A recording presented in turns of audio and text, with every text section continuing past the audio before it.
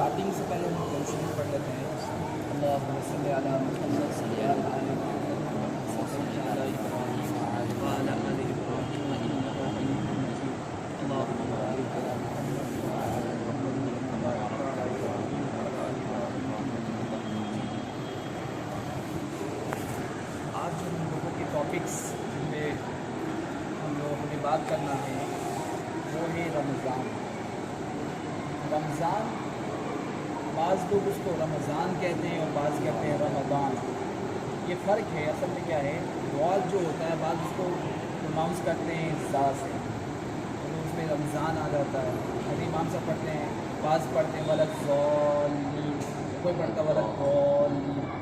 तो ये प्रोनाउंसिएशन के डिफरेंस है। तो रमज़ान में भी द्वाद है आखिर में, तो बेहतर तो यही है कि वलद्दॉल, क्योंकि द्वाद की जो आवाज़ होती है वो काफ़ी डिफ़िकल्ट होता है।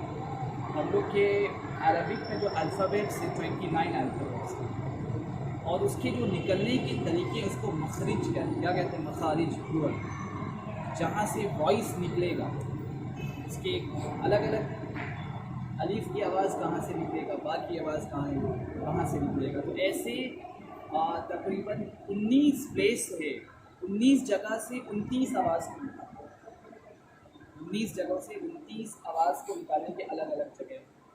तो वन ऑफ द डिफ़िकल्ट जो होता है वो द्वाद होता है, उसका निकालना कभी कभी बहुत मुश्किल से वो सही निकलता है।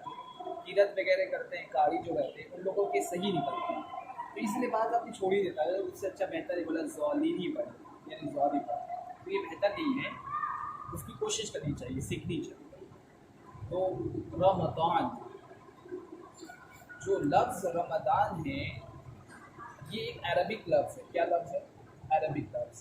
ये रमज़ान जो आया है ये जो अरबिक वर्ड से आया है इसको कहते हैं रमदा।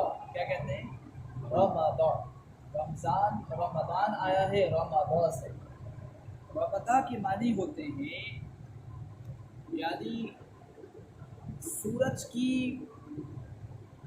ऐसी रोशनी जिससे किसी चीज़ को जला दिया जाए। क्या क्या किसे कहते हैं? सूरज की रोशनी, इंटेंस हीट जिसको, किसी चीज़ को गर्म कर देना सूरज की रोशनी से, किसी भी चीज़ का वो गर्म कर दिया जाए सूरज की रोशनी से, उसको कहते हैं रमज़ान। उससे रमज़ान है। पिछले हम 3-4 दिन से इसमें हम गौर कर रहे थे कि भाई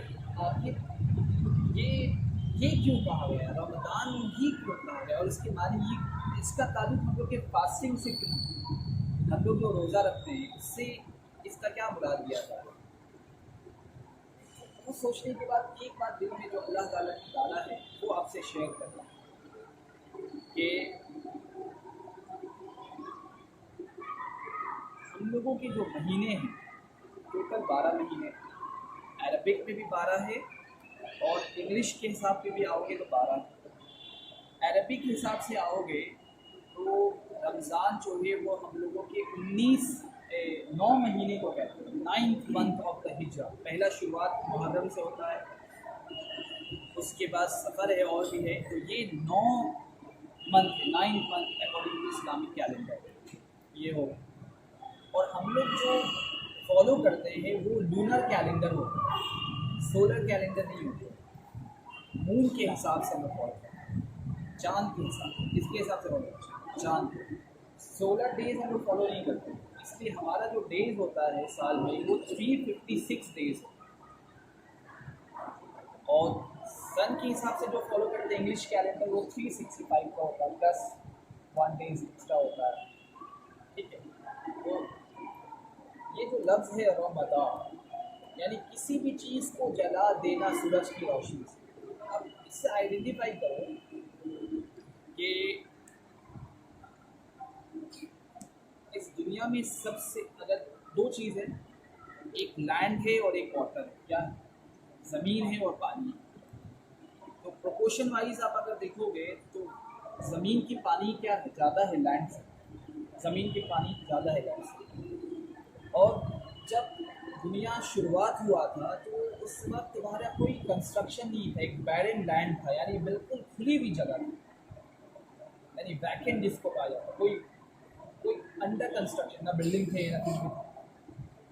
तो सूरज था आसमान के ऊपर, ज़मीन के ऊपर कुछ ज़मीन थी, कुछ पानी था। तो सूरज की रोशनी सबसे ज़्यादा कहाँ पड़ रही है? सूरज की रोशनी सबसे ज़्यादा कहाँ पड़ती है? ज़मीन पर, और ज़मीन के उस हिस्से पर जहाँ पे आपके पानी, सीज पर, ओशंस पर। तो ये प्रिंसिपल है कि जब किसी पानी को ज़्यादा हीट किया जाए तो वो इवापोरेट्स हो जाता है। क्या हो जाता है? इवापोरेट्स हो जाती है, यानी गैस बन जाता है। गैस बन के ये ऊपर चले जाता है। तो जब तक किसी चीज़ को हीट नहीं किया जाएगा वो गैस नहीं बनेगा। वाटर को गैस बनाने के लिए हीट करना होगा। तो मिल्क की क्वांटिटी डालो किसी पैन में, और उसको तुम क्वांटिटी को तुम वज़न करके डालो, और फिर हीट करो। हीट करने के बाद फिर उसका वज़न करो, पता चलेगा वज़न कम हो गया, रिड्यूस हो गया। क्यों? इसलिए कि कुछ चीज़ वेपर बन गया, कुछ मिल्क जो है वो वेपराइज हो गया, वॉल्यूम कम हो गया। तो सूरज की जो रोशनी पड़ रही है, इंटेंस हीट जो ज़मीन पर पड़ रहा है और तुम्हारे वाटर में पड़ रहा है, वो वाटर क्या होता है? वेपराइज होकर ऊपर चला जाता है। कहाँ जाता है? आसमान पर। तो रमज़ान वो महीना है जिसमें ऊपर से मुराद यहाँ पे ये ले लो कि अल्लाह ताला से करीब होने का महीना। क्या महीना है? रमज़ान ऐसा महीना है जिसमें हम अल्लाह ताला से क्या होते हैं? करीब हो जाते हैं। करीब के माने क्या है? अल्लाह ताला तो कहाँ है? अल्लाह के करीब होने के लिए बुलंद जो लफ्ज़ आता है वो अरबिक में आला कहते हैं। क्या कहते हैं? आला, यानी किसी ऊपर चीज़ जो होता है उसको अरबिक में अला कहते हैं। अपर, ऊपर जा रहे हैं, ऊपर जा रहे हैं। तो बुलंद होना, अल्लाह से करीब होना, ये सब एक ही माने का आता है। यानी हम अल्लाह से करीब हो गए, यानी हम बुलंदी के तरफ कहाँ चले? ऊपर की तरफ चले गए। तो जिस तरह पानी हीट होकर कहाँ जा रहा है? ऊपर जा रहा है। इसी तरह रमज़ान के महीने में इबादत के ज़रिए और अपने आप को दीन के जो आमाल है उसमें मुशक्क़त में डालकर हम बुलंद हो जाते हैं। कहाँ चले जाते हैं? अल्लाह के करीब चले जाते हैं, आसमान पर चले जाते हैं। और फिर पानी में क्या चेंजेस आते हैं? ये पानी सॉल्टी था, अब वो और नमक वाला पानी था, लेकिन जैसे ही ऊपर गया वेपराइज होकर, वहाँ जाकर वो प्रेसिपिटेशन होता है, फिर कंडेंस होता है, और उसके बाद क्लाउड्स फॉर्म करता है। और क्लाउड्स फिर मूव करता है एक से दूसरी तरफ, और जब उसके वज़न ज़्यादा हो जाते हैं तो फिर वो अल्लाह ताला से इजाज़त मांगता है, और अल्लाह ताला उसे इजाज़त देते हैं तो रेन ड्रॉप, जो पानी आसमान से ज़मीन पर गिरता है, जो पानी आसमान से ज़मीन पर गिरता है वो पानी सबसे प्योर होता है। सबसे क्या होता है? क्या होता है? प्योर, सबसे प्योर होता है। इसी तरीके से रमज़ान के महीने पे हमें बुलंदी में जाना है। कहाँ जाना है? बुलंदी में जाकर मीठे पानी हो जाना है। क्या हो जाना है? मीठे पानी बनना है। और उस मीठे पानी बनकर जब हम अब जो दोबारा हम नीचे आएंगे, ऐसा है कि ऊपर ही रह जाएंगे? ऊपर ही रह जाएंगे, नीचे तो आना पड़ेगा। अब जब हम नीचे आ रहे हैं तो हमारा हम कैसे फंक्शन कर रहे हैं? जैसे एक रेन वाटर फंक्शन करता है, बिल्कुल मीठा हो जाता है लोगों के लिए, और उसके टेस्ट भी क्या होते हैं? स्वीट हो जाते हैं। इसी तरीके से रमज़ान के महीने में जो हम अल्लाह ताला से कुर्ब हासिल किए हैं, अब हमारे अंदर चेंजेस आएंगे कि हमारे अखलाक अच्छे हो जाएंगे, हमारी नमाज में क्या होगा? ध्यान आ जाएगा, और क्या होंगे? ईमान भी हमारा मजबूत हो जाएगा। समझ रहे हो ना? देखो वहाँ से ये कर रहे हैं, दोनों को मैच करने की कोशिश कर, किस तरीके से हो रहा है, यानी सिमिलिट्यूड है उससे और इससे मिलाया जा रहा है। ठीक है, तो ये है असल चीज़ कि रमज़ान के महीने में हमें बुलंद होना अल्लाह की तरफ। बुलंद होने के लिए क्या करना पड़ेगा? जिस तरह पानी को हीट किया जाता है, बिना हीट किए हुए तो ऊपर नहीं जाएगा, तो इसी तरीके से हमें बुलंद होने के लिए जो हम 11 महीने में नमाज़ पढ़ते हैं और जो इबादत करते हैं उससे ज़्यादा इबादत करना पड़ेगा। क्या करना पड़ेगा? उससे ज़्यादा इबादत करना पड़ेगा। इसीलिए बताया गया कि बाकी महीने में तो आप तरावी पढ़ते हैं? नहीं पढ़ते। बाकी महीने में हम तरावी नहीं पढ़ते, लेकिन ये रमज़ान के महीने में हम क्या करते हैं? तरावी में भी हमारे ये समझ में आया आप लोगों को? ये चीज़ समझे कैसे हम आपको मिसाल देकर सकते हैं कि रमज़ान जो आया है वो रमदा से आया है, और रमदा से फिर हम मैच करवाएं कि उसका क्या ताल्लुक, इसका ताल्लुक है, क्योंकि अरबी ज़ुबान में कोई भी एक लफ्ज़ जो होता है उसके अंदर जो है ना, यानी समुंदर छुपे हुए होते हैं, ओशंस ऑफ नॉलेज होता है उसके अंदर। क्या होता है? ओशन होता है। अब उसको आपको उसकी गहराई के अंदर जाना पड़ेगा उसको सीखने। जैसे किसी भी गेम को में आप कंसंट्रेशन जितना करोगे तब उसकी स्टेज पार कर पाओगे, इसी तरह जितनी गहराई में जाओगे ना उतनी तुम्हें समझ में आएगी क्या ये होगा। अब ये तो हो गया, रमज़ान के माने रोज़ा नहीं, रमज़ान एक मंथ को कहते हैं। किसको कहते हैं? एक महीने को कहते हैं, एक महीने को। तो क्योंकि अरबिक जो अरब्स थे, पहले के जो अरब्स थे, उन्होंने जब अपना मंथ लिखना शुरू किया कि भाई ये रमज़ान होगा और ये महीना सवाल होगा, ये महीना ये होगा, तो उन्होंने फिर इस महीने का नाम रमज़ान इसलिए रखा कि इस महीने में सूरज की रोशनी सबसे ज़्यादा तेज़ हो जाती है। उस महीने में सूरज की रोशनी सबसे ज़्यादा हीट हो जाती है। ठीक है, ये तो अल्लाह ताला कुरान में फरमा रहे हैं, शहरु रमज़ानल्लज़ी उन्ज़िला फ़ीहिल कुरान, शहरु रमज़ानल्लज़ी, यानी रमज़ान के महीने में क्या नाजिल हो रहा है? कुरान नाजिल। हुदल लिन्नास, क्या बताएं यहाँ? हुदल लिन्नास, यानी तमाम लोगों के लिए क्या है? हिदायत, गाइडेंस है। इंग्लिश में कहते हैं गाइडेंस, हिदायत को इंग्लिश में क्या कहते हैं? गाइडेंस। तो ये किन किन के लिए गाइडेंस है? मुस्लिम्स के लिए। कुरान क्या कह रहा है? सिर्फ मुस्लिम के लिए गाइडेंस है? नहीं, मैनकाइंड, हुदल लिन्नास, नास जो होती है वो पूरी इंसानियत को कहते हैं, जितनी ह्यूमन काइंड है, क्रिश्चियनिटी हो, मुस्लिम्स हो, बुद्धिस्ट हो और ज्यूज हो, हिंदूज हो, सब उसके अंदर मैनकाइंड के अंदर आ रहा है। तो सब के लिए क्या है ये रमज़ान? क्या है? सबके लिए गाइडेंस। रमज़ान महीना है जिसमें कुरान नाजिल किया गया, कुरान सबके लिए गाइडेंस। कुरान किसके लिए? सबके लिए गाइडेंस। तो कौन से महीने में कुरान नाजिल हो रहा है? रमज़ान के महीने। तो अब कुरान जो नाजिल हो रहा है वो किस महीने में? रमज़ान के महीने में हो रहा, और ये गाइडेंस है साथ तमाम लोगों के लिए, तमाम। इसीलिए ये हुक्म है हमें कि हम अपने कुरान की जो तालीमात है, जो टीचिंग्स ऑफ द कुरान जो है, उसको दूसरे तक शेयर करें। क्या करें? दूसरे तक शेयर करें। अगर हम दूसरे तक शेयर नहीं करेंगे तो अगला कैसे समझेगा कि भाई वो हमारे लिए भी इसमें गाइडेंस रखेगा? हमें तो शेयरिंग करना पड़ेगा, एक से दूसरे को बताना पड़ेगा कि भाई हमारा ये गाइडेंस और ये आपके लिए भी गाइडेंस। अब आ जाइए जो अरबिक फास्टिंग में, अब आ जाइए, ये तो हो गया क्लियर रमज़ान किसे कहते हैं और किस महीने में कुरान नाजिल हो रहा है। फास्टिंग का जो अरबिक लफ्ज़ है उसको सौम कहते हैं। क्या कहते हैं? सौम। उसको क्या कहते हैं? सौम। ठीक है, सौम का जो मानी होता है वो पूरे फास्टिंग को नहीं कहते। द अरबिक वर्ड जो सौम होता है, सौम, जिससे सियाम भी कहते हैं, उसका प्लूरल फॉर्म सियाम हो जाएगा, तो उसके माने फास्टिंग नहीं है।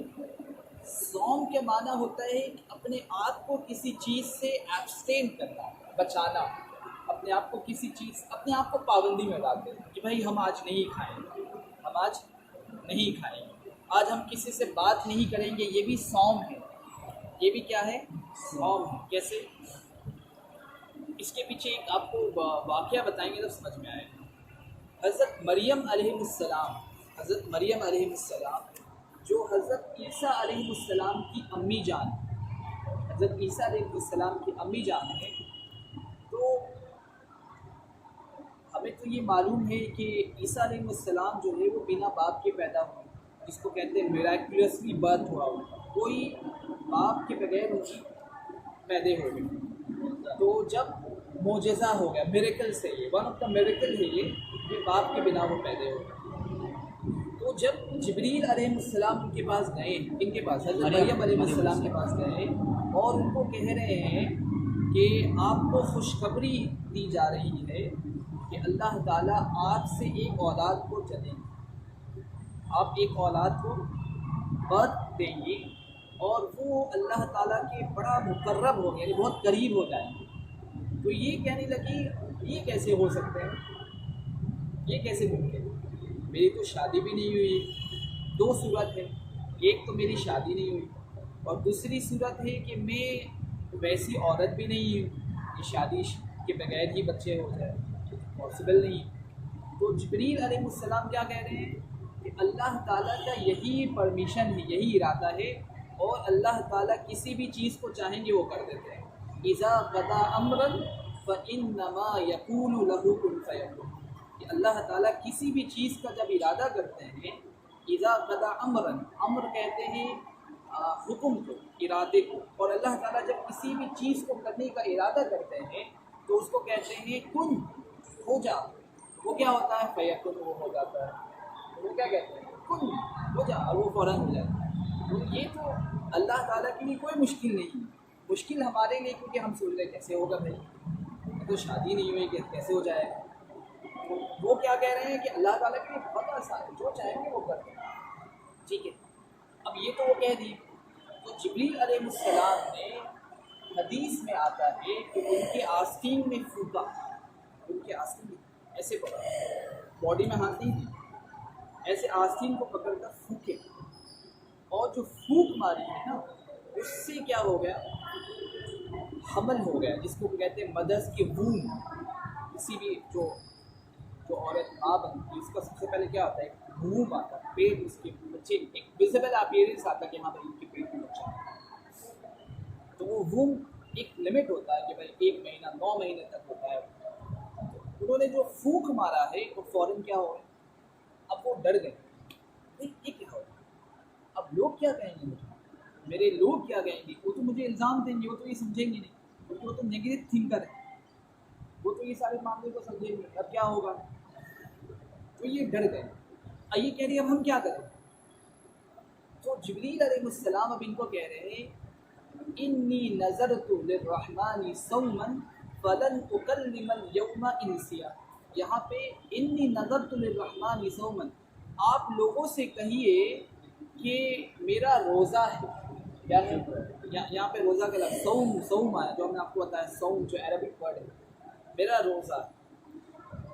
फलन उकल्लिमल यौमा इंसिया, कि मैं आज किसी से बात नहीं करूँगा। तो यहाँ पे बात नहीं करने को रोज़ा कहा गया, खाने पीने वाले छोड़ने को रोज़ा नहीं कहा गया। हम किसी से आज बात नहीं करें, एब्सटेन कर ले रहे हैं किसी एक चीज़ से।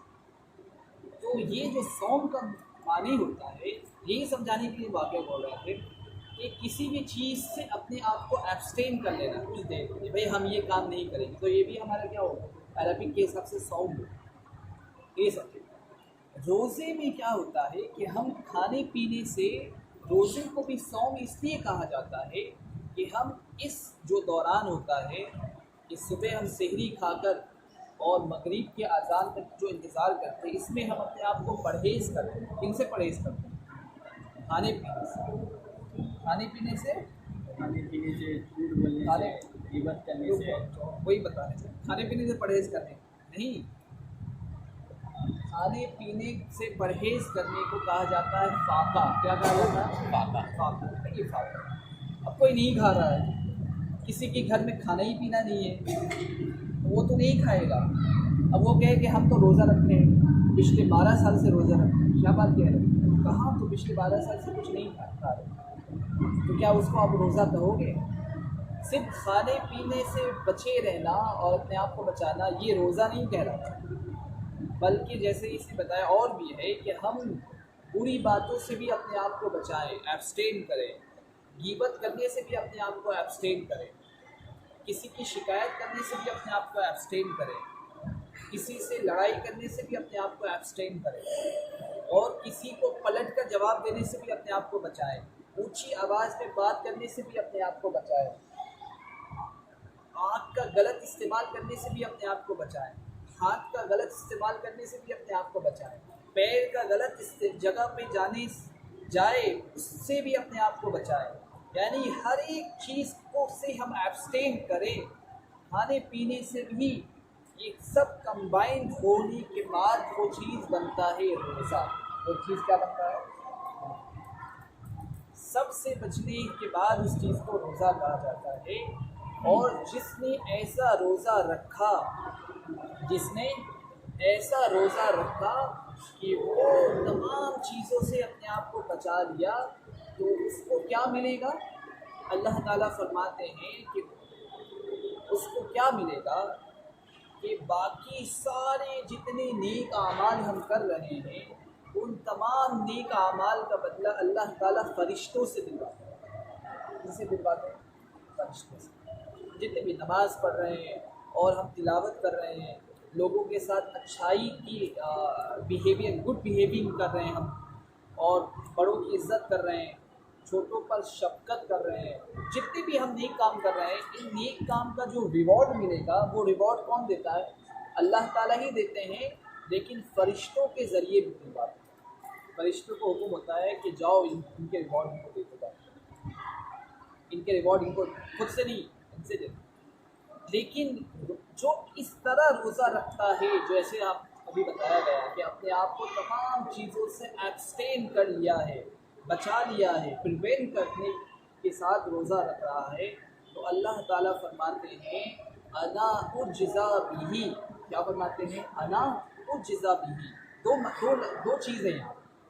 एक है अना उज्ज़ा बिही, या तो ऐसे भी पढ़ सकते हैं, और अगर ऐसे पढ़ रहे हैं अना अज्ज़ा बिही, अना उज्ज़ा बिही और अना अज्ज़ा बिही, दोनों के माने बता रहे हैं। अना अज्ज़ा बिही अगर हम पढ़ रहे हैं तो अल्लाह ताला इससे ये फरमा रहे हैं कि मैं इसका बदला खुद इसको दूँगा। रोज़े का बदला कौन देता है? रोज़े का बदला किसी फरिश्तों से नहीं दिलाया जाता, बल्कि अल्लाह ताला खुद अपने हाथ से कॉन्ट्रीब्यूट करता है। अब समझो इसको कॉन्ट्रीब्यूशन के हिसाब से, ठीक है? अब कॉन्ट्रीब्यूशन हो रहा है, तो हमने कहा जाओ तुम इसको कॉन्ट्रीब्यूट कर, तुम वहाँ कॉन्ट्रीब्यूट कर, ये तो हो गया।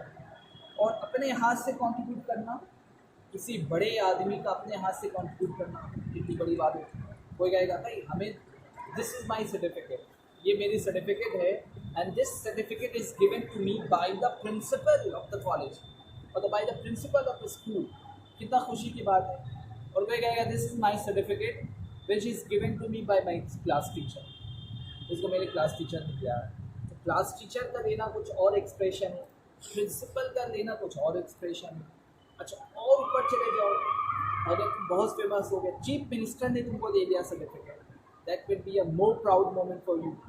प्राइम मिनिस्टर अगर दे दे तुम्हें सर्टिफिकेट, तब कितना प्राउड मोमेंट हो जाएगा।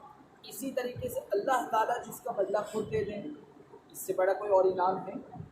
तो ये अज्ज़ा बिही में आ गए अगर ऐसे पढ़ रहे हैं। अगर उज्ज़ा बिही में आ गए तो उसके माने भी यही बनते हैं। अल्लाह ताला फरमा रहे हैं कि सारे नेक आमाल का बदला तो मैं दिलवा दूंगा फरिश्तों से, लेकिन रोज़े का बदला मैं खुद हो जाऊँ। रोज़े का बदला मैं खुद हो जाता हूँ। अल्लाह ताला जिसका खुद बदला हो जाए, तो फिर बताओ क्या होगा। आप कोई नेक आमाल कर रहे हैं, उस पर आपको रिवॉर्ड मिल रहा है, लेकिन जिसका रिवॉर्ड खुद अल्लाह ताला हो जाए, कितनी बड़ी बात है। अल्लाह ताला खुद उसका रिवॉर्ड बन जाए, इससे बड़ी क्या बात है। तो ये तो एक इनाम हो गया, ये किनको मिलता है? सिर्फ खाने पीने से बचने से मिल जाएगा नहीं, ऐसे रोज़ा रखो जिस तरह रोज़ा रखने को कहा गया है, उसका रिवॉर्ड ये है। दूसरी हदीस में आता है कि रोज़ेदार के लिए दो खुशखबरी है। क्या है? दो खुशखबरी, उसको दो राहत मिलती है। अरबिक वर्ड जो आया है वो फ़रहतन आया, फ़रहतन यानी फ़रहा के माने हैं दो खुशी उसको मिलती है। उसके लिए दो जॉयस मोमेंट्स होते हैं। एक मोमेंट होता है उस वक्त, एक मोमेंट कब होता है? एक मोमेंट होता है जब वो इफ्तार कर रहा है। अच्छा ये बताओ, आप बहुत थके हुए हो, एकदम बहुत थके हुए हो, आपको उस वक्त पानी दे दिया जाए, पानी दे दिया जाए, कितना तुमको प्राउड, कितना खुशी होगा अंदर से? खुशी होगा या नहीं? बहुत खुशी हो जाओगे। इसी तरीके से सुबह से तुम कुछ खाए पिए नहीं हो, सुबह से तुम कुछ खाए पिए नहीं हो, अब तुमको उस वक्त क्या दे दिया जाए? अब हुक्म हो गया, अजान हो रही है, अब अफ्तार करो। ठीक, खुशी का एक लम्हा होगा ना कि भाई अब पेट भरना है, पानी भी पीना है, ये एक खुशी हो गई। दूसरी जो खुशी मिलेगी वो अल्लाह ताला से जब मुलाकात करेंगे तो वो दूसरी खुशी हो। तो रोज़ेदारों को कितनी खुशी मिलती है? दो खुशी, एक अफ्तार के वक्त में और दूसरा जब हम अल्लाह ताला से मुलाकात करेंगे तब ये दूसरी खुशी होगी। कैसे मुलाकात करेंगे ये भी बता दें। हम फर्श में हैं, हमारे ऊपर अर्श है, आसमान है, पहला आसमान, दूसरा आसमान, तीसरे आसमान, चौथे आसमान, पाँचवें आसमान, छठे, सातवें, उसके बाद अर्श, सिदरतुल मुंतहा, ये सब लफ्ज़ है, बताएंगे बाद में। सिदरतुल मुंतहा के बाद में अल्लाह ताला का अर्श आता है। सिदरतुल मुंतहा और अल्लाह ताला का जो अर्श है, इसके जो डिस्टेंस है, या सिदरतुल मुंतहा जो हो गया वो सबसे हाईएस्ट पॉइंट हो गया, अल्लाह के अर्श का सबसे हाईएस्ट पॉइंट, इसको पीक कहते हैं। जैसे माउंटेन का एक पीक होता है ना, माउंट एवरेस्ट का जो पीक होते हैं 8,500 मीटर है, तो इसी तरह हमारे आसमान का जो सबसे हाईएस्ट पॉइंट है उसको सिदरतुल मुंतहा कहते हैं। सिदरतुल मुंतहा के बाद में 70,000 नूर के पर्दे हैं। कितने हैं? 70,000 नूर के पर्दे हैं। उसके बाद फिर अल्लाह ताला है। ये 70,000 जो नूर के पर्दे हैं, इस तक कोई पहुंच नहीं सकता, फरिश्ते भी नहीं जा सकते। इसलिए कि जिब्रील अलैहिस्सलाम से पूछा गया कि आपने अल्लाह ताला को देखा है? उसने कहे कि नहीं, मैं हाईएस्ट लेवल में हूँ, सिदरतुल मुंतहा पे हूँ। इसके बाद 70,000 नूर के पर्दे हैं। अगर मैं एक कदम भी आगे रख लूँ तो मैं जल कर खाक हो जाऊँ। क्या हो जाऊँ? जल कर खाक। इसलिए वो भी नहीं देखता। ठीक है, तो क्या बोल रहे हैं? इस बात से कहाँ पहुँचे? उससे पहले इसमें कहा मतलब दो रोजेदार को दो अच्छा ये दो मिलेगा, दो नेकियां दी जाती गिफ्ट मिलेगा। हाँ, जो एक होता अल्लाह, हाँ, मुलाकात के बाद वहाँ से आ रहा है। तो अब ये जो 70,000 जो नूर के पर्दे हैं ना, जब हम लोग जन्नत में दाखिल हो जाएंगे तो फिर उस वक्त में अल्लाह ताला फरिश्तों से कहेंगे कि पर्दे को हटा दो, दीदार किया जाए अल्लाह ताला को सबसे पहले। और फरिश्तों को कहेंगे कि पर्दे को हटा दो। अब वो जब पर्दे को हटाएगा तो अल्लाह ताला हमारे क्या हो जाएंगे? आमने सामने। अच्छा, और एक वाक़या इसमें आता है, जब जन्नती जब जन्नत में दाखिल हो जाएगा तो एक बड़ी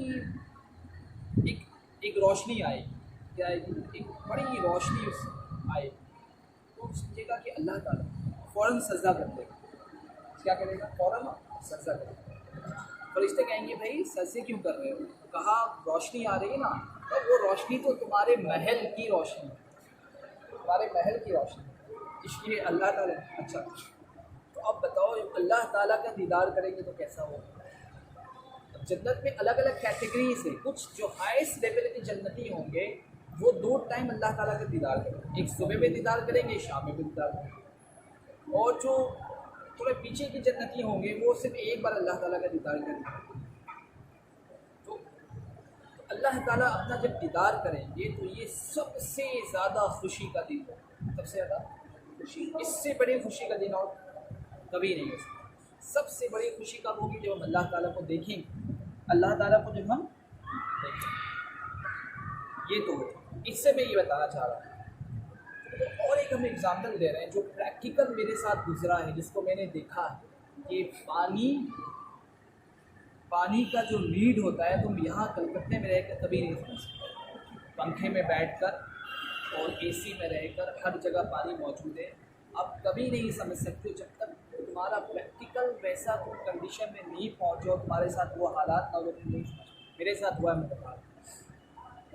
ये जो अल्लाह ताला ने जो फ़रहतैन का कहा है कि 2 फ़रहतें दी जाएंगी एक रोज़ेदार को अफ्तार के वक्त, वो समझ में इससे आएगा कि रुके रहना और उस वक्त पानी का मिलना कितनी बड़ी नेमत है। हम लोग हज में, हम अपनी अम्मी के साथ हज में गए हुए, तो हम लोग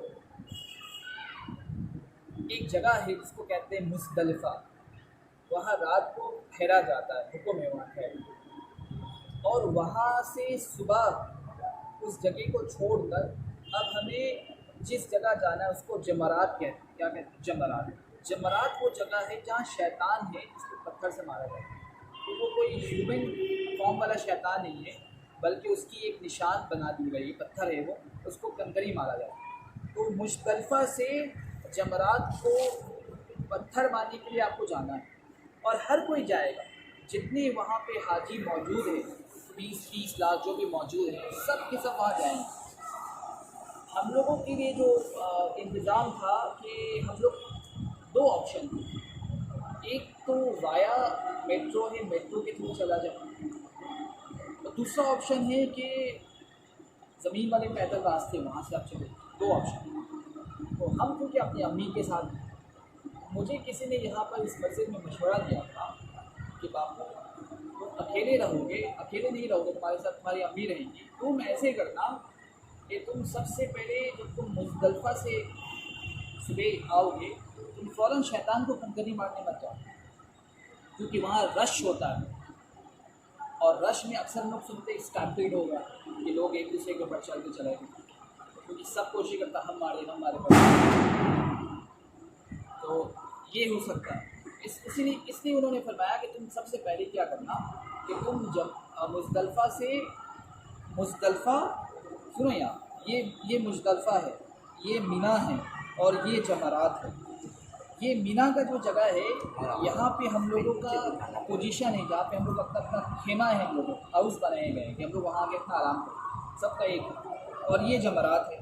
तो उन्होंने बताया था कि मुज़दलिफ़ा से तुम मिना पे उतर के अपने खेमे में जाके आराम करो, और फिर ज़ोहर की नमाज़, असर की नमाज़ हो जाए, उस वक्त आराम से जाना, जो खाली रहेगा बिल्कुल, तब जाके कंकरी मारना, क्योंकि वक्त रहता है सुबह फजर की नमाज के बाद से लेकर मगरिब का जो वक्त आ जाए, गुरूब आफ्ताब हो जाए, यानी जब सन सेट कर जाए, उससे पहले पहले मार दें। ठीक है।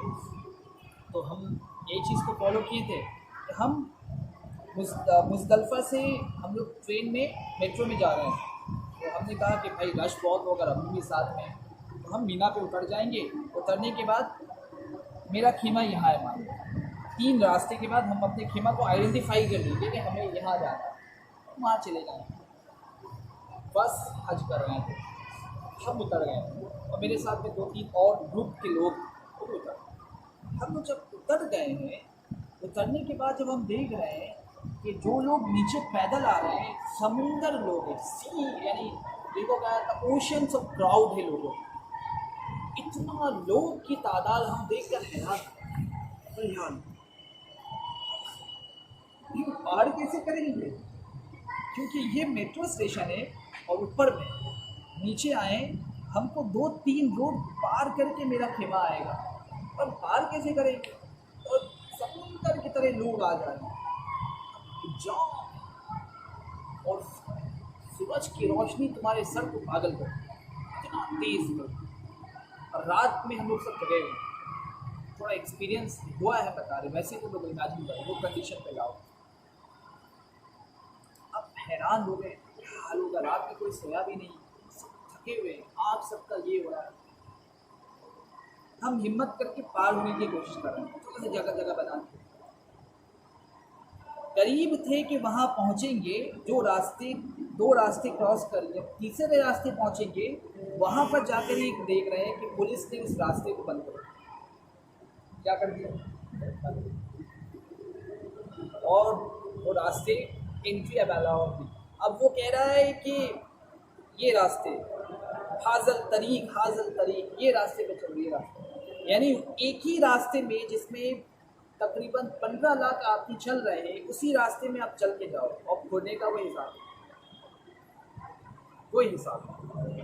तो एक औरत को मैंने देखा, उसने माफ़ी मांगी कि भाई मुझे छोड़िए, मुझे जाने, मुझे वहाँ नहीं जाना, नहीं वहाँ ज़ुबान भी नहीं समझ रहे, उसकी अरबी ज़ुबान को क्या कह रहा है, और ये बेचारे कह रहे कि नहीं मुझे आराम करना, मुझे शैतान को कुंडली मारने जमरात नहीं जाना, मुझे वहाँ जाना। ये हालत है। अब क्या किया जाए वहाँ? कोई ऑप्शन नहीं है। हम लोग को उसी 20 लाख जो 15 लाख आदमी जा रहे थे उसी रास्ते में हम लोग को जाना था। और जब हम लोग जा रहे थे एक जाम आदमी का है और आपको धक्का दे रहा है, ऐसे करके जा रहा है, तो जानबूझ के धक्का नहीं देता, लेकिन इतना। और दो बैग हम लोग लिए हुए हैं, पानी एक भी नहीं है, सूरज की रोशनी तेज मार रही है और कहीं एक ज़रा रास्ता नहीं बैठने का कि कहीं आप बैठ कहीं पर आप बैठने के कोई रास्ते नहीं। एक जगह मिला मुझे बैठने के लिए, एक जगह नज़र आए, वहाँ पे एक हस्बैंड थी, एक वाइफ थी, उसके 2 बच्चे थे और साइड में एक जगह थी। हम ये सोचे, हम जब अपनी अम्मी की हालत देखें तो हम खुद वहाँ जो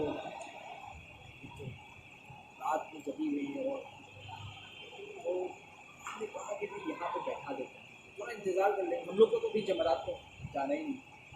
तो वहाँ पे जब बैठाने के लिए उसको अम्मी को इजाज़त मांगे हैं, तो उस शख्स ने क्या किया, जो जगह खाली था वहाँ पे अपने दूसरे लड़के को बिठा दिया और बिठा के पूरी जगह को ये भी लगा पास आगे कोई बैठने को कोई ऑप्शन, दूर से दूर देख रहे हैं, टर्न देने का कोई जगह ही नहीं, सीधे चले जाओ। सीधे जब देख रहे हैं तो हिम्मत हार जाते हैं। ऐसा क्राउड ऐसे ज़िंदगी में हमने कभी, और उसमें हम लोग हालत सबका ख़राब हो, सबका। कोई लोग तो बेहोश होकर वहाँ बैठे, नहीं बैठे। अब क्या करें? बहुत आगे चलने के बाद में एक टर्न लेने का हल्का से रास्ता मिला, वो भी रास्ता वो बंद कर रहा है रश की वजह से। उस रास्ते में यानी हम लोग बहुत अल्लाह की उसमें ये था कि बहुत मुश्किल से वो रास्ते में हम लोग टर्न ले पाए। वो रास्ते में जब टर्न ले लिए, क्योंकि जो मजमा स्ट्रेट जा रहा था उससे हम लोग डिवीट हो गए। अब यहाँ पे रश नहीं है, रश सीधा एक ही रास्ता है, वहाँ से हम लोग हल्का से टर्न ले लिए। बड़ा रास्ता था, टर्न देने के फ़ौरन बाद उस रास्ते को भी बंद कर दिया, थोड़ा सा लेट हो गए तो हम लोग वहाँ हम लोगों के पास प्लास्टिक पर एक चटाई थी, उसको बिठा दिए। और मेरी अम्मी को हमने कहा कि अम्मी को होश ही नहीं है, डर रहे क्या होगा क्या, और पानी का एक कतरा नहीं है। और वहाँ पर क्योंकि वो मीना में हमने बताया आपको कि सबके खेमे होते हैं, स्मॉल टेंट रहता है, बड़ा टेंट है, उसमें सबका एक एक रूम रहता है। क्योंकि टेंट सब लाइन से लगा हुआ था, तो वहाँ पे एक आदमी पर नज़र पड़ा कि जो हाथ में उसके पानी थी। मैंने उसको इशारे में कहा कि भाई पानी मुझे थोड़ा दे, बहुत ज़रूरत है। छोटे छोटे जो 250 ml की बोतल होते हैं, वो बेचारा वहाँ से कैच फेंका, क्योंकि वो तो आ नहीं सकता है, उसके बंद है, गेट बंद है, लेकिन उसने पानी फेंका। तो पानी फेंका तो मुझे एक पानी मिला, सबसे पहले हम अपनी मम्मी को दिया और पीछे, और भी वहाँ सबका हाल सब वैसे ही। और भी हमने उससे रिक्वेस्ट की, उसको जितनी पानी थे सब दे दिए, सबको हम आस्ते आस्ते तकसीम कर। अब पानी लेने में वहाँ कॉम्पिटिशन, ये हर कोई को ज़रूरत, हर कोई बचा। उसके पास पानी ख़त्म हो गया, वो जूस दे रहा है, जूस फेंक रहा है। उस वक्त क्या कर रहा है, जूस फेंक रहा है, उसके पास पानी हाथ और नहीं। तो उस पानी का जो कदर है, उस पानी का जो नीड है, हमको उस दिन समझ में आया कि ये पानी कितनी बड़ी नेमत है। और ऐसे समझ में नहीं आया उस सिचुएशन में, जब हमने अपने आँखों से देखा कि ऐसा लोगों का हाल हो रहा था। और उस वक्त पानी जो है वो ज़िंदगी बचाने के लिए सामान है, अगर पानी नहीं दोगे 10 रुपये लोग मर जाएंगे, ऐसा था। वो होता है पानी का मूल्य। इसीलिए अल्लाह ताला यहाँ जो फरहतैन बताए, 2 नेमत, जिनमें से एक नेमत जो बताए हैं रोज़ेदार को अफ्तार के वक्त में जो मिलता है वो पानी, ये बहुत बड़ी नेमत है। समझ में आई? ये होता है। देख, ये तो एक हो गए, 2 देखो, 2 यहाँ पे रिवॉर्ड मिल गए। एक रिवॉर्ड क्या है कि अल्लाह ताला फरमा रहे हैं कि मैं इसका बदला खुद हो जाता हूँ रोज़ेदार का। दूसरी जगह फरमा रहे हैं कि मैं तमाम नेक आमाल के बदले फ़रिश्तों से दिलवाता हूँ और रोज़ेदार का बदला खुद से देता हूँ। तीसरा ये दो फजीलत है कि रोज़ेदार के लिए दो खुशखबरी है, एक अफ्तार के वक्त में और एक जब अल्लाह ताला से मुलाकात की जाएगी। थर्ड हदीस में जो आता है कि बताए गए हैं, थर्ड टाइम देख सकते कितना टाइम है। अब हम लोग क्लोज करके फिर याद करिए।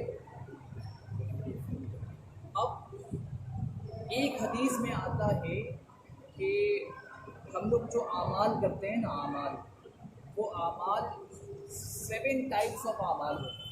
कितने टाइप्स होते हैं? 7 तरीके होते हैं। 7 में से 2 आमाल ऐसे हैं जो वाजिब करने वाले हैं, हम डिटेल्स बताएंगे आपको। 2 ऐसे हैं जो वाजिब करने वाले हैं और 2 ऐसे हैं जो बराबर बराबर हैं। 2 कैसे हैं? जो बराबर बराबर हैं। और एक आमाल वैसे है, एक आमाल की कैटेगरी ऐसे है जिसके अमल करने पर आपको 10 टाइम्स गुना ज़्यादा सवाब मिलता है। 6 आमाल ऐसे हैं जिसके अमल करने पर आपको 70 टाइम्स ज़्यादा नेकी मिलता है। 7 कैटेगरी वो है जिस अमल के करने पर आपको यानी वो नेकी मिलेगी जिस नेकी के बारे में कोई नहीं जानता सिवाय अल्लाह। 7 हो गए। अब पहले के 2 जो हो गए कि ऐसे अमल जो वाजिब करने वाले हैं, वो क्या हो गए कि जो इंसान इखलास के साथ यानी अल्लाह के लिए जो शख्स नमाज पढ़ता है, तो जो शख्स अल्लाह के लिए नमाज पढ़ता है, इबादत करता है, तो अल्लाह ताला उसके लिए जन्नत को वाजिब करे। क्या कर दी? जन्नत उसके लिए वाजिब। जो अल्लाह के लिए इबादत करता है और सिर्फ अल्लाह के लिए, इखलास का माने होता है कि हम सिर्फ अल्लाह के लिए इबादत करें और किसी के लिए, तो अल्लाह ताला उसके लिए क्या करेंगे? जन्नत को वाजिब करेंगे। वो हदीस में आता है ना कि अल्लाह ताला तुम्हारी सूरतों, तुम्हारे मालों को नहीं देखते बल्कि तुम्हारे दिल को देखते हैं। तुम्हारे दिल को देखते हैं कि तुम्हारे दिल में किसके लिए तुम इबादत कर रहे हो, अल्लाह के लिए कर रहे हो या अल्लाह के किसी और के दिखावे के लिए कर रहे हो। इसीलिए इखलास के माने होता है कि हर काम को अल्लाह के लिए करें। तो इबादत अल्लाह के लिए कर रहे हैं तो क्या वाजिब हो गई? जन्नत। अगर हम इबादत अल्लाह के लिए नहीं कर रहे हैं, अल्लाह के अलावा किसी और की शिर्क कर रहे हैं, शरीक कर रहे हैं, अल्लाह के अलावा किसी और को शरीक कर रहे हैं इबादत में, वो जहन्नम वाजिब हो गई। तो 2 अमल जिस पर 2 चीज़ वाजिब हो जाती है, एक तो जन्नत वाजिब हो गई और एक जहन्नम वाजिब हो गई। ये 2 कैटेगरी चला गया। उसके बाद हम बताए थे कि 2 ऐसा अमल है जो बराबर उसका सवाब मिलता है, यानी जैसे करोगे वैसे ही सवाब। अगर आप किसी बुराई का इरादा कर रहे हो, किसी बुराई का इरादा, आपने किसी बुराई का इरादा किया और उस बुराई को आप कर लिए, बुराई का इरादा करके उस बुराई को आप कर लिए, तो आपको 1 गुना मिल गया। 1 बुराई 1 गुना, 2 बुराई 2 गुना, बराबर। इसमें और एक है कि आपने किसी नेक काम का इरादा किया, किसी नेक काम का इंटेंशन किया, आपने नियत किया कि हम किसी नेक काम को करेंगे और आप उस नेक काम को नहीं कर पाए, नेक काम को नहीं कर पाए, लेकिन इरादे नियत करने पर आपको क्या मिल रहा है? 1 नेकी मिल रही है, 1 नेकी। इन्नमल अअमालु बिन्नियत, ये हर अमल का दारोमदार किस पर होता है? नियत पर होता है। कि जैसे आप नियत कर रहे हो वैसे आपको ये मिलता है, लेकिन बुराई के करने पर मिल रहा है और नेकी के नियत करने पर मिल रहा है। अल्लाह ताला कितने मेहरबान हैं। ये 4 हो गए। 5वीं किस्म के हमने वो बताए आपको कि जिसके करने पर अल्लाह ताला 10 गुना ज़्यादा नेकी देते हैं।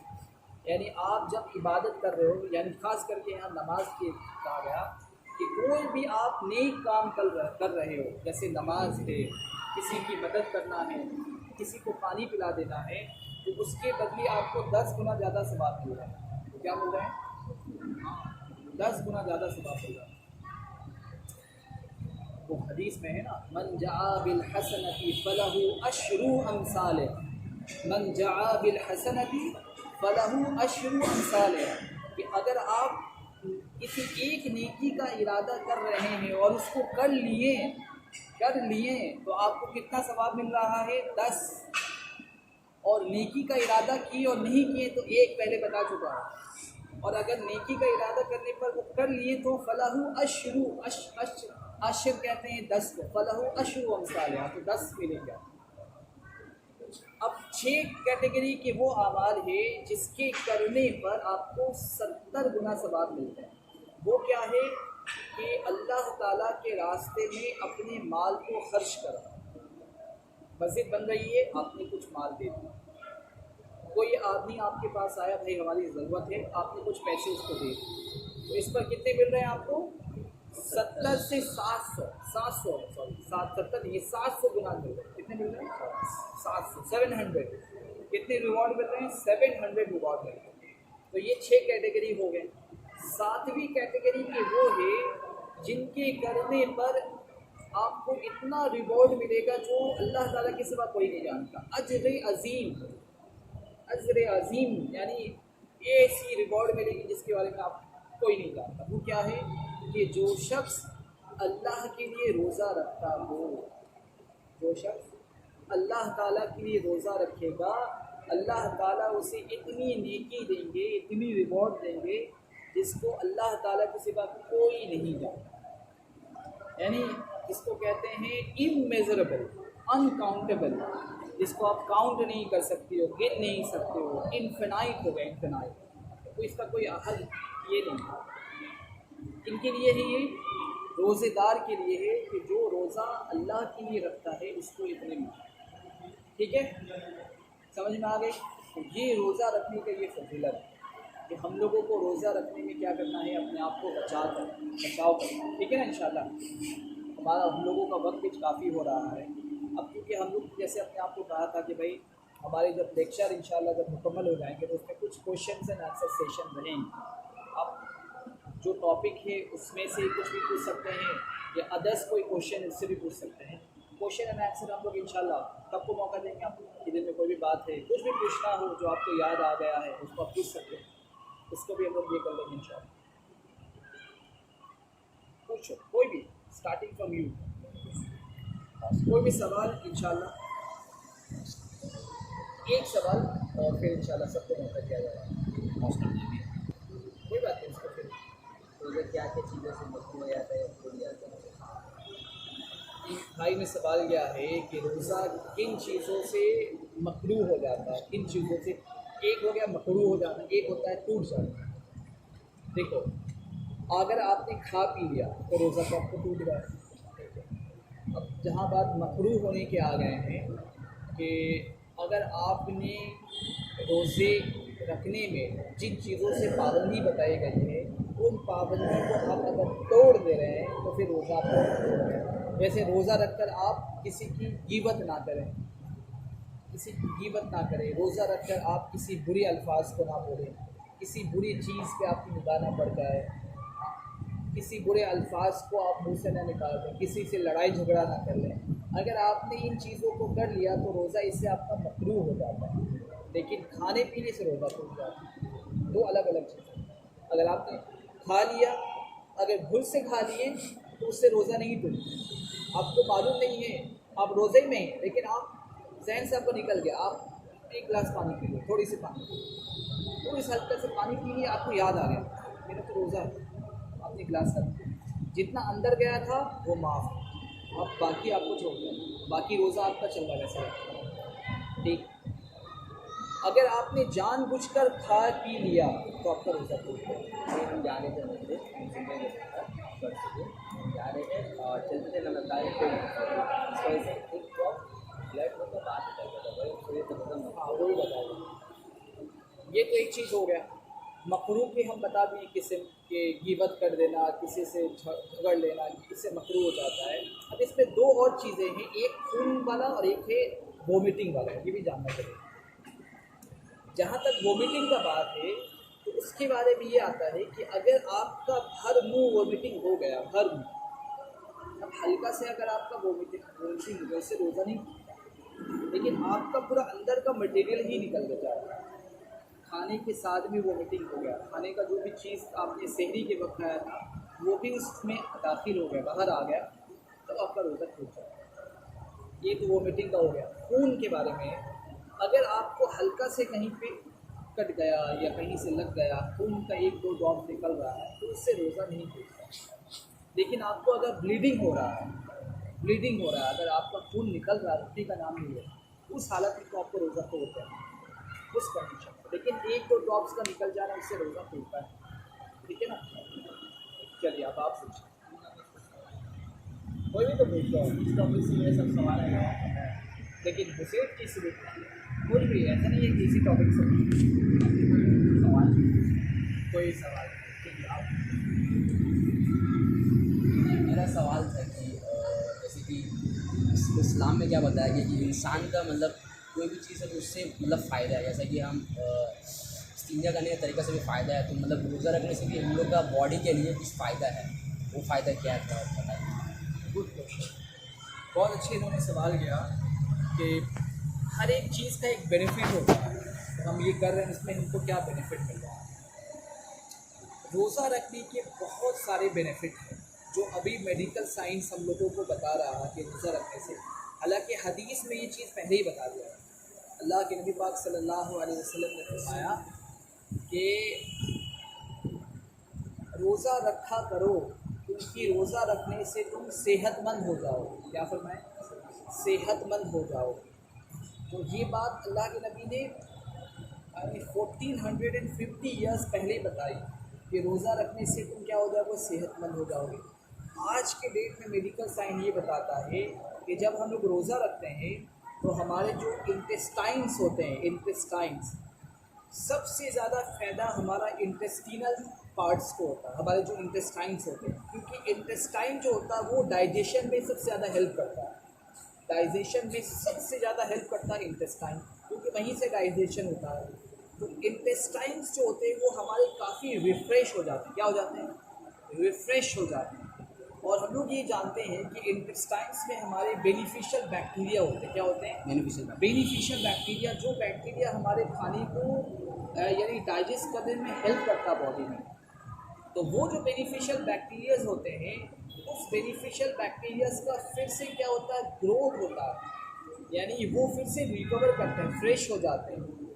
ठीक है, और हमारे इंटेस्टाइन काफ़ी मजबूत होते हैं।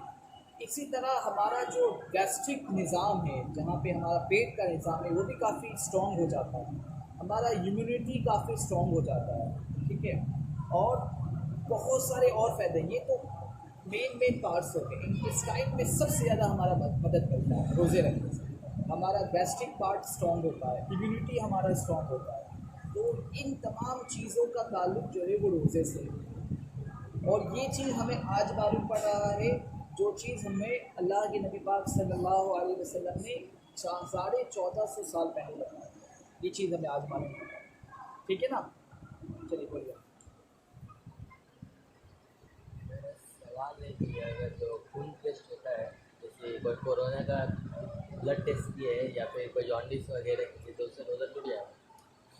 उसमें तो ज़्यादा करके लेते हैं। अब क्या है कि उनका सवाल है कि अगर हम लोग किसी ब्लड को निकाल रहे हैं, बॉडी से ब्लड को निकाल रहे हैं, उस पर हमारा रोज़ा टूट जाता है, तो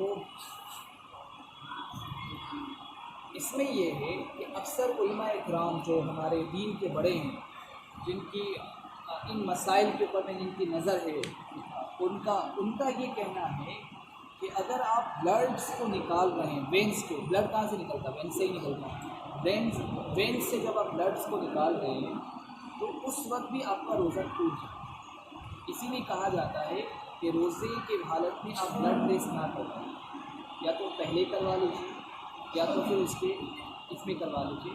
लेकिन इसमें क्या है कि अक्सर उलमा का ये कॉल है, अक्सर उलमा का ये है कि उससे ब्लड का निकालने से हमारा रोज़ा में हमारा खलल पड़ जाता है, रोज़ा टूटने के करीब होता है।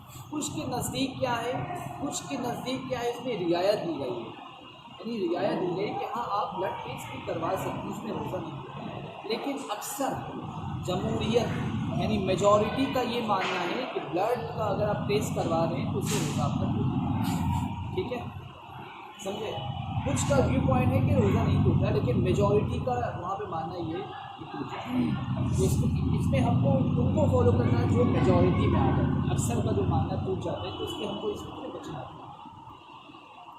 मेरा क्वेश्चन है उसी भाई, अगर रोज़ा की हालत में कोई नापाक हो जाए या नापाक का हालत में रोज़ा रख ले, सहरी कर ले, तो होता है या नहीं होता? ये भी काफ़ी मतलब रेलिवेंट क्वेश्चन है। मान के चलिए कि आप रोज़े के हालत में आप नापाक हो गए। नापाक तो दो तरीके से इस्तेमाल होता है, जिनमें से एक तरीका जो हर एक के साथ में है कि जब वो बालिग हो जाए, जब कोई बच्चा बालिग हो जाता है तो फिर उसके जिस्म से एक नापाक कतरा का निकल जाना, इसको एहतिलाम कहते हैं, उससे वो शख्स नापाक हो जाता है और उस पर गुस्ल का करना फ़र्ज़ है। गुस्ल का करना फ़र्ज़ है। अब फ़र्ज़ वाले गुस्ल में 3 फ़र्ज़ है। कितने फ़र्ज़ हैं? 4 फ़र्ज़ है। ठीक है। तो पहला फ़र्ज़ ये है कि गरारे के साथ कुल्ली करना। क्या करना है? गरारे के साथ आपको पानी डालकर आपको गगल करना, गगल जिसको हम लोग गगल बोलते हैं, गरारा करना, ये है ज़रूरी है। हर गुस्ल में नहीं, जिसमें आप नापाक हो गए, अब नापाक से आपको पाकी हासिल करना है, उसमें आप जब पानी डालेंगे बदन पे तो उसमें ये फ़र्ज़ है कि आप गरारे के साथ गुस्ल करें। एक दूसरा है कि नाक के नरम हड्डी तक, 3 है, नाक के नरम हड्डी तक पानी का पहुँच, आपको पानी डालकर हल्का सा आपको खींचना है ऊपर की तरफ ताकि नरम हड्डी तक पानी चला जाए। तीसरा है कि इस तरह नहाना है कि बदन के कोई भी हिस्सा आपका सूखा ना रहे, सर के बाल से पैर के नाखून तक हर एक हिस्सा आपका भीग जाए। आँख के अंदर भी पानी डालना है, नाक के अंदर भी पानी डालना है, दोनों बगल के अंदर भी पानी डालना है, शर्मगाह के हिस्से में भी पानी डालना है, हर हिस्से में पानी का पहुंच जाना, इस तरह नहाना है। ये तो हो गया कि जब हम नापाक हैं और पाकी हासिल करना है तो गुस्ल में ये 3 चीज़ों को करना है। लेकिन रोज़े के हालत में आप नापाक हो, फजर की नमाज़ पढ़ के आप सो गए और उसी दौरान जो है आपका एहतिलाम हो गया, ठीक है। अब उस हालत में आपको पाकी हासिल करना है। उस वक्त ये कहा गया है कि रोज़े की हालत में आपको गरारा नहीं करना है, सिर्फ कुल्ली कर लेना नॉर्मली, नाक के नरम हड्डी तक भी पानी नहीं पहुंचाना है, हल्का से सिर्फ पानी नाक तक पहुंचा देने से हो जाएगा। और तीसरा वाला फ़र्ज़ जो है वो पूरा करना है कि सर के बाल से लेकर पैर के नाखून तक पूरे हिस्से को क्या करना है, पूरे हिस्से को भिगा देना है। कोई तरीके से बचने, हाँ इस तरीके से बचने, इससे बचने के बाद तो ये चीज़ हो गया। अब उसके बाद ये कहा जाता है कि जैसे आप अफ्तार कर लें, अफ्तार खोल लें, तो उस वक्त में ये फ़र्ज़ नहीं है लेकिन मुस्तहब है। मुस्तहब कहते हैं किसी अच्छी चीज़ को, तो उस वक्त में ये मुस्तहब है कि आप गरारा कर लें और नाक की नरम हड्डी तक पानी पहुँचा दें। अगर आप ऐसा नहीं भी कर रहे हैं तो आप नापाक नहीं रहे, पाक तो हो गए, लेकिन ऐसा कर लेंगे तो और बेहतर हो जाएगा। रोज़ा आप खोल लिए, अब गरारा जो आपका ड्यू था इसको आप पेड कर लें, नाक में पानी डालना जो उस वक्त ड्यू था रोज़े की हालत में आप उसको पूरा कर लें। ये हो। अब भाई का ये सवाल है कि इससे बचने का क्या तरीका है, इससे अब इसमें देखो ये बाई नेचुरल होता है और बाई एक होता है कि जो आज के ज़माने में चला आया है कि आज के ज़माने में बहुत सारे लोग जो है गलत शिकार में पड़ जाते हैं कि खुद से ही इसको ये करते हैं। तो जहाँ तक बात है नेचुरल चीज़ का होना, इसमें बंदे के हाथ में अख्तियार नहीं है, ये क्योंकि अल्लाह की तरफ से होता है, हमारे हाथ में अख्तियार नहीं है, इससे रोक नहीं सकते। लेकिन जो तुम खुद से कर रहे हो, जो तुम खुद से कर रहे हो वो गुनाह है, उससे हम सबको बचना चाहिए, हमें खुद से नहीं करना चाहिए। आज के हर कोई जानता है, इशारा में हम ये बात कर रहे हैं, लेकिन हर कोई जानता है कि भाई आज अक्सर इसमें लोग पड़े हुए रहते हैं, इससे हमें बचना है। ऐसी चीज़ों से अपने आप को, अपने हाथ को, अपने आँख को बचाना है कि जिससे इन चीज़ों का एक शौक़ पैदा हो। जैसे मस्जिद में आप आते हैं तो दीन का शौक़ पैदा होता है, मस्जिद से बाहर जाते हैं तो शौक़ कम हो जाता है। आप तन्हाई में मोबाइल के साथ में हैं तो जाहिर सी बात है शैतान आपके साथ में है, शैतान आपको उभारेगा, आपके दिल में बात डालेगा और फिर आप गलत चीज़ की तरफ माहिल हो जाइएगा, उसका इफ़ेक्ट आएगा आपके ऊपर। तो इन चीज़ों से हमें बचना है, तो इससे हम खुद बचें। इससे बचने के लिए तरीका क्या है? इससे बचने के लिए तरीका है कि हम ज़्यादा से ज़्यादा अच्छे लोगों के साथ रहें, दीनी माहौल में रहें, जब आप ज़्यादा से ज़्यादा दीन के माहौल में रहिएगा। अगर आप फ्री भी हैं तो आप कोशिश ही करें कि आप कुरान की तिलावत करें, क्योंकि शैतान कोशिश ये करता है कि सबसे पहले फ्री हैं तो शैतान डालता अच्छा चलो ठीक है मोबाइल में कोई अच्छी चीज़ हम देखते हैं। नहीं, मोबाइल का यूज़ मत करिएगा। अगर आप वैसे तो शैतान पहले अच्छे रास्ते से जाएगा फिर बुरे रास्ते में लेकर आ जाएगा। ये भी शैतान का बड़ा चालाक है, ये तैयार होता है। तो इससे हमें बचना है। या तो कुरान की तिलावत कर लीजिए या तो फिर आप जिस माहौल को चेंज करिए, माहौल को चेंज। अगर आप अकेले हैं किसी के साथ हो जाएगी ताकि आप इससे बच जाइए। ठीक है, बोलिए हमारा कोई सवाल, कोई भी सवाल बस सोचिए नहीं बहुत कुछ नहीं बोलो। ये सफ़र के टाइम में अगर हम लोग रोज़ा के हालत में सफ़र करते हैं तो क्या रोज़ा कर सकते हैं? बहुत अच्छा क्वेश्चन है, एक स्टेट से दूसरे स्टेट या आने का बहुत अच्छा क्वेश्चन कहा है, गुड क्वेश्चन। अगर तकलीफात हो तो जैसे कि पहले में वक्त में होता था तो आसान हो गया, ट्रेन मेट्रो जिसकी ज़्यादा सहूलियत है तो वो एरोप्लेन यूज़ करते हैं। भाई देखो इनका सवाल ये है, सुनो सवाल इन्होंने ये किया कि भाई अगर हम सफ़र कर रहे हैं तो उस वक्त में क्या रोज़ा हम रखें या छोड़ें। कुरान में दो चीज़ों के बारे में आया है जिसके वजह से आप रोज़ा छोड़ सकते हैं। एक है सफ़र, दूसरा है बीमार। दो चीज़ें आए जिसको कहते हैं राइट एक्सक्यूज़, राइट एक्सक्यूज़ जिसकी वजह से आप रोज़ा छोड़ सकते हैं। दो चीज़ें, तीसरा नहीं है। एक है अगर आप सफ़र पे हैं, दूसरा है अगर आप बीमार हैं। इन दो कंडीशंस पर आप रोज़े को छोड़ सकते हैं, इसलिए कि अल्लाह के नबी पाक सल्लल्लाहु अलैहि वसल्लम ने ये हिदायत फरमाई कि जो लोग सफ़र में हैं वहाँ आपने ऑप्शंस दे दिया। क्या दे दिया? ऑप्शंस दे दिया कि अगर तुम चाहो, अगर तुम्हारे अंदर ताकत महसूस कर रहे हो और सफ़र करते हुए तुम रोज़ा रख सकते हो तो तुम रोज़ा रख सकते हो। अगर तुम सफ़र करते हुए रोज़ा नहीं रख सकते हो तो फिर तुम उसको छोड़ भी सकते हो।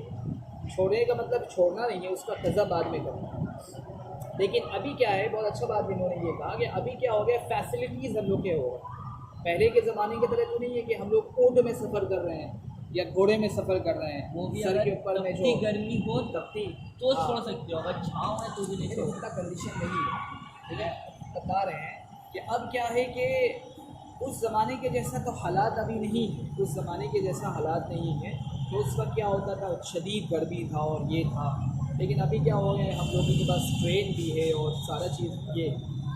लेकिन ये डिपेंड करता है हम पर, ये डिपेंड किस पर करता है कि अगर हम महसूस कर रहे हैं कि भाई हम रोज़ा नहीं रख पाएंगे सफ़र करते हुए, हमारे लिए, हमें अगले को तो लग रहा है मेरे लिए आसान है, भाई आपको ट्रेन में सफ़र कर रहा है, फिर आप, लेकिन वो नहीं कर सक रहा, अलाउड है क्या छोड़ दें, बाद महीने में उसका रोज़ा का कफ़ारा करते हैं। अगर वो बीमार हो गया है तो फिर इसको छोड़ सकता है। अच्छा, और एक चीज़ भी है जो अभी यहाँ हमें नहीं बोलना है, वो औरतों के मसला है। ठीक है, इन चीज़ों में हम क्या कर सकते हैं, रोज़े को छोड़ सकते हैं, इजाज़त इसकी दी गई है। लेकिन इनके अलावा जानबूझकर रोज़ा को छोड़ना, हदीस में आता है कि इसका कज़ा नहीं हो सकता। अगर सारी उम्र की भी वो रोज़ा रख ले, सारी उम्र भी वो रोज़ा रख ले, लेकिन उसका रोज़ा अदा नहीं होगा अगर जानबूझ के रोज़ा छोड़ा। छोटी छोटी बीमारी होती है, छोटा छोटा एक्सक्यूज़ वो कर सकता छोड़ दो। अगर हमारी ऐसे, हम बीमारी का भी कैटेगरीज है, ऐसी बीमारी जिस बीमारी में इजाफ़ा हो जाए, अगर हम रोज़ा रखेंगे तो हमारी बीमारी बढ़ जाएगी, डिजीज़ बढ़ जाएगा, हम रोज़ा रख ही नहीं सकते। हमें तो टाइमिंग दवाइयाँ हैं खानी है और वो टाइम उसी टाइम पे ही खा सकते हैं, तो इस हालत में तो आप रोज़ा नहीं रख सकते। लेकिन मामूली सी ये चीज़ है कि आप वो दवाई को बाद में भी खा सकते हैं, आपका कोई फ़र्क ही नहीं आएगा। उन चीज़ों से रोज़ा छोड़ना ये ठीक बात नहीं, जायज़ उज़र होना चाहिए। सफ़र का भी वैसे ही बता रहे हैं कि जायज़ उज़र होना चाहिए। इसी तरह आप जब बीमार हैं तो उसका भी जो उज़र होना चाहिए, एक्सक्यूज़ होना चाहिए, वो वैलिड होना चाहिए, ठोस होना चाहिए। ये नहीं यहाँ थोड़ी थोड़ी चीज़ आप रोज़ा छोड़ो, हो सकता। ठीक है, ये होना चाहिए। ठीक है, इंशाल्लाह इसके साथ में हम लोगों का आज का जो लेक्चर था इसको हम लोग कंप्लीट करते हैं, जिसमें हमने क्वेश्चन आंसर भी हम लोग ने कर लिया इंशाल्लाह।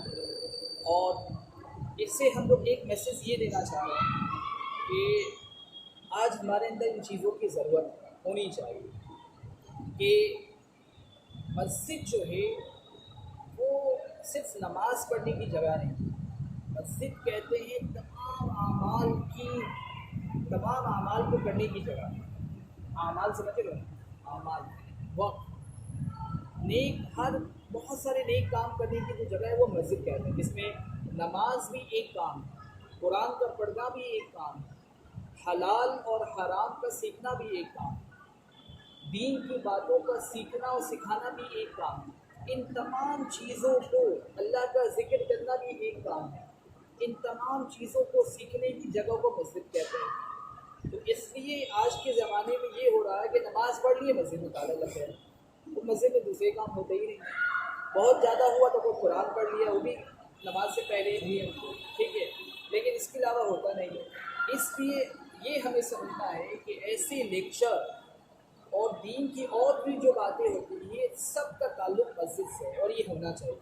जब ये होगा तो फिर लोगों के अंदर में दीन आएगा और फिर जो बातें हम यहाँ सुन रहे हैं इसको दूसरे तक क्या करना है, पहुँचाना। अभी सबसे बेहतरीन तरीका आ गया है कि भाई मोबाइल के थ्रू, जैसे हम लोग अपनी चीज़ को रिकॉर्डिंग कर रहे हैं, इसके थ्रू भी हम पहुँचाएँ ताकि ज़्यादा से ज़्यादा लोगों तक हमारी बातें पहुँचें और उनको भी फ़ायदा हो। ठीक है ना? नहीं नहीं, ठीक है, इंशाल्लाह समझ में आ गई। इसको स्टॉप कर